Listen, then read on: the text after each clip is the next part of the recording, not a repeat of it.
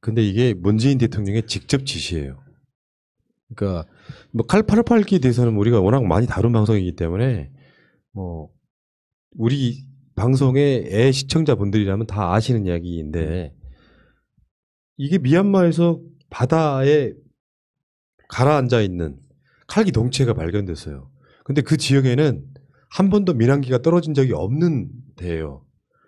유일하게 그 나라 통틀어 가지고 칼기가 떨어졌을 걸로 예상이 되는 바로 그 지점에 우리는 폭파가 돼서 산산이 부셔졌다고 생각을 했는데 사실상 동체가 거의 보존된 상태로 바닷속에 가라앉아 있다.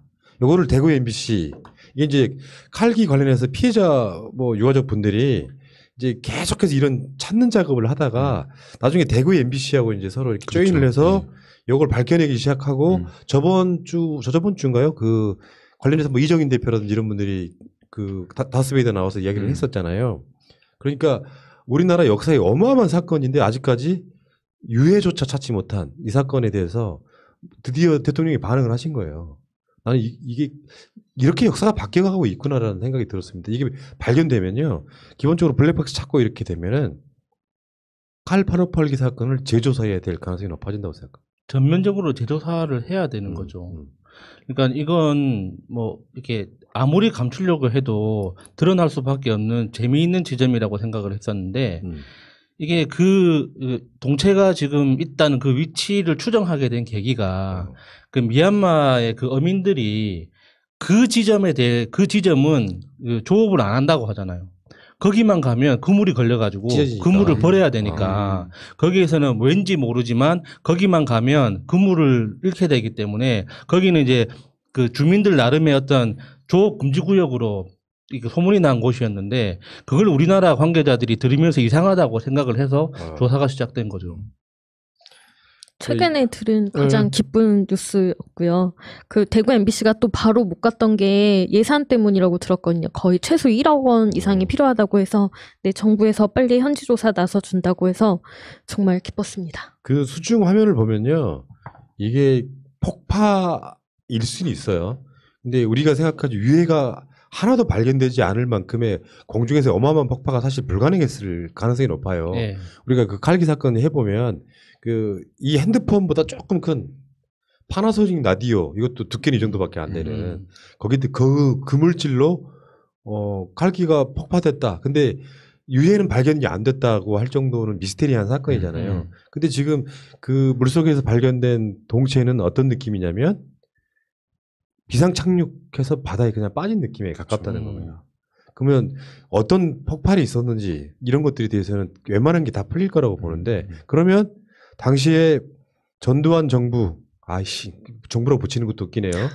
그 당시에 정부가 발표했던 내용들은 전면 다 바뀌는 상황인데 문제는 그보다 더 중요한 게 유해입니다. 유해. 그러니까 동체가 그대로 되게 어떤 살아있는 상황이라고 하면 그 안에 유해가 있을 가능성이 아직도 있다는 거예요. 이거 빨리 할 수밖에 없는데 저는 그 이야기를 알고 있거든요. 이제 이낙연 총리가 있을 때 총리실에서는 이거를 같이 공동 작업을 하려고 했어요. 근데 진짜로 건설 국토교통부가 그거를 실질적으로 반대했다는 이야기가 있거든요. 나는 이제 그 이야기에 대해서 더 깊은 이야기도 알고 있는데 이야기를 더 못 드리겠습니다. 결론이 이렇게 나와서 그런 건데 그러니까 역사적 사건들에 대해서 뭐 국정원이라든지 국토교통부라든지 관련돼 있는 사람들이 아직도 남아 있다고 보기는 어렵겠지만 그 전직과 현직의 어떤 카르텔들이 있잖아요. 자신들의 과거의 흑역사가 밝혀지는 게 두려워서 완고하게 막는 시스템이 있어요. 그 대표적인 것 중에 하나가 지금 검찰도 그렇고 기재부도 그렇지 않습니까? 그러니까 정부 내 뿌리 깊이 박혀 있는 어떤 그런 세력이랄까 흐름들은 우리가 촛불 이후에 국회까지 180석으로 바꾼 마당에는 바꿔줘야 된다는 게 제 생각이고 이건 대통령의 지시 아니면 사실은 불가능한 거거든요. 어떤 부처끼리 서로 맡고 있잖아요. 문 대통령이 이거 직접 조사합시다. 이렇게 이야기가 되지 않는 이상은 사실상 부처의 어떤 그 알력들 때문에 힘든 경우가 되게 많다는 거예요. 그러니까 사고 당시에 첫 보도 키워드 자체가 그 폭발이었잖아요. 그러니까 그 비행기 폭발하면 우리가 일상적으로 영화에서 봤던 그 장면 있지 않습니까? 공중에서 뭐 미사일을 맞든지 뭐 사고를 통해서 산산조각이 나버리는, 그래서 아무것도 찾을 수 없는 그런 상태를 국민들 머릿속에 이미 주입을 시켜 놓은 상태이기 때문에 그걸 기반으로 해서 이제 그 이미지 뒤에 숨어 있었다는 거죠. 근데 지금까지 쭉 이렇게 그 유가족회에서 계속 주장하는 걸 종합을 해보면 그 정도의 거대한 폭발일 리가 없다는 것이고, 그렇다면 우리가 그 아이언맨 같은 영화에서 보면 그 비행기의 뭐 뒷부분만 이렇게 구멍이 뽕 나가지고 이렇게 비상 착륙하는 그런 장면들 많이 보잖아요. 그런 장면에 훨씬 더 가까웠지 않았을까라고 이제 추정할 수 있게 된 거죠. 그러니까 뭐 동체가 나왔다는 거는 기본적으로 그런 상식적이 있는 거고요. 항상 그 전두환 정부 때는 이런 거 너무 많았어요. 아웅산부터 해서 폭발하니까 제 기억에는 그 이후에는 이런 사건이 없었어. 그리고 우리가 뭐냐면 그러면서 북한이 테러 국가로 가는 거에 대해서 이게 다 일조한 거잖아요. 북한하고 우리나라 관계를 그 전 세계에서 북한 나쁜 나라. 증거는 없는 거잖아요. 그러니까 아웅산이나 그런 것에 구체적인 게 없는데 이걸로 해서 우리 북한 관계 더 안 좋아진 거고, 이게 좀 해결되면은 우리가 좀 남북 간에서도 오해 같은 거 있는 것들 좀 많이 해결해 있으면 좋겠어요. 이게 이 칼기 폭파 사건 때문에 북한이 국제사회에서 악의 축이 되기 시작했어요. 근데 다시 원천적인 이야기로 올라가 보면은 모르시는 분들 되게 많은 이야기예요. 88 올림픽이 열릴 때 평양과 서울이 공동으로 주최하는 것에 합의를 봤고요. 일부 종목까지는 평양에서 분산 개최하는 걸까지 결론이 났어요. 근데 북한이 미쳤다고 87년도에 올림픽을 방해할 목적으로, 아니 민간 항공기를 떨어뜨리면 북한이 88 올림픽을 방해할 수 있답니까? 못하죠. 그 논리적으로 말이 안 되는 거예요. 결론적으로 말해서 누군가는 대선에 개입해서 당시에 노태우, 김영삼, 김대중, 김종필 이 네 후보가 나오는 가운데 최소한 노태우를 당선시킬 목적으로 이 사건이 이용됐으면 분명하거든요. 그러면 사건의 원인과 결과는 다 재조사해야 되는 상황인데 동체가 없으니, 이거 이따가 한명숙 총리 이야기도 나오겠지만 동체가 발견되면 다시 그 사건을 재조사할 수 있는 명분이 생기는 거거든요. 이게 굉장히 역사적 사건인 거고 일종의 소름 끼치지 않습니까? 어떤 소름이 끼치냐면 그게 33년 된 사건이잖아요. 33년 돼서 조용히 묻히고 국민들 기억 속에 최소한 한 국민들 40대 이하 정도에는 기억도 없는 사건일 거 아니야. 아주 어렸을 때 들었으면 아예 관심도 그렇죠. 없었을 거고. 그러니까 우리나라 국민 중에 반 정도밖에 기억하지 못하는 사건에 동체가 발견됐다라고 하면요. 요거는 신의 뜻이라고밖에 전 이해를 할 수가 없어요.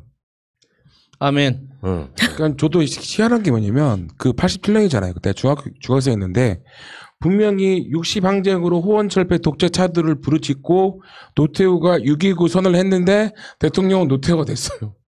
그리고 그 전에 칼기가 터졌던 거에 대해서 저 같은 어린이 수정에서 이게 뭐지라고 의구심이 있는데 지금 의구심 갖고 있는 국민들이 진짜 많을 것 같고요. 그 동체를 찾아가지고 인양해가지고 진실이 밝혀졌으면 좋겠습니다. 지금 협의하고 있는 게 한국과 미얀마가 공동 조사하느냐, 아니면은 한국 정부가 단독으로 조사하느냐, 아니면은 미얀마가 조사하고 한국은 인력과 장비를 지원하느냐, 이런 정도인데 정부가 나섰기 때문에 어느 쪽 방법이든 간에 결론적으로는 그거예요. 일단 첫 번째, 거기에 대한항공 엠블럼, 칼, 요것만 찾아내면 한국 것인지 확인이 되잖아요. 네. 그러면 인양하면 됩니다. 그렇죠.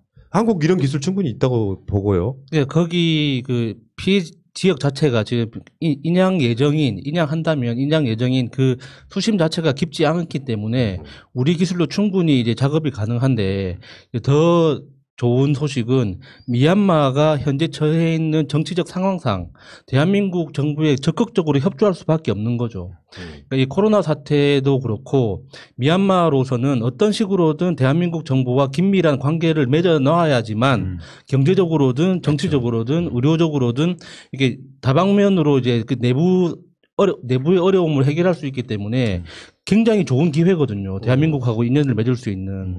그래서 어차피 어떤 형식으로 진행을 하든 돈은 대한민국 정부가 부담한다는 거니까 미얀마로서는 그냥 열심히 해주는 것밖에 없는 거죠. 이제. 그러니까 문 대통령이 직접 지시했다고 하는 측면에는 그걸 아는 거예요. 그 국토교통부라든지 국정원도 연관인 사건이잖아요. 여기서 대통령이 직접 지시함으로써 다른 부처들이 절대 이렇게 반대로 나아가지 못하게끔 확 잡아놓은 효과가 있고, 나는 그게 감동을 먹었어요. 문 대통령 직접 지시. 다 보고 있구나. 다 계획이 있었구나. 이런 생각이 들었습니다. 자, 곧 진실이 밝혀지길 바라겠습니다. 근데 이게 문재인 대통령이